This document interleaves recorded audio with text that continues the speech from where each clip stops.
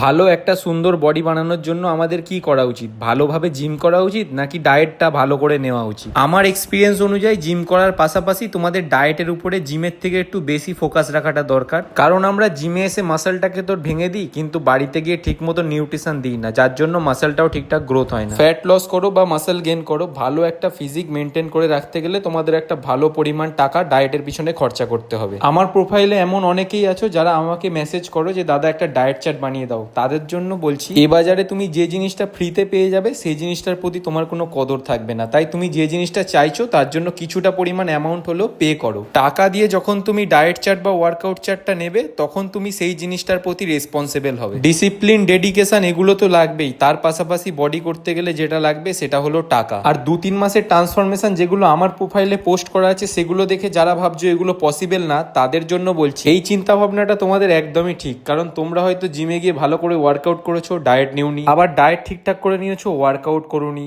আর যদি সবকিছু ঠিকঠাক করেই করে থাকো তাহলে হয়তো প্রপার কোনো ভালো ট্রেনারের আন্ডারে ট্রেনিং করোনি, যার জন্য তোমাদের মাসলটাও ঠিকঠাক মতো গ্রোথ হয়নি। তাই তোমরা এই কথাটা বলতে পারো। আসল কথা, ভালো একটা ট্রান্সফরমেশন করতে হলে ট্রেনার, জিম, ডায়েট তিনটের পিছনেই তোমাকে সমান পরিমাণ টাকা খরচ করতে হবে। আর টাকা না থাকলে আগে টাকাটার পিছনে দৌড়ানো উচিত, তারপর বডিটার পিছনে। কারণ টাকা থাকলে আজ না হয় কাল তোমার বডি নিশ্চয়ই তৈরি হয়ে যাবে, যদি তোমার মধ্যে একটা সুন্দর ফিজিক বানানোর জেদ থাকে।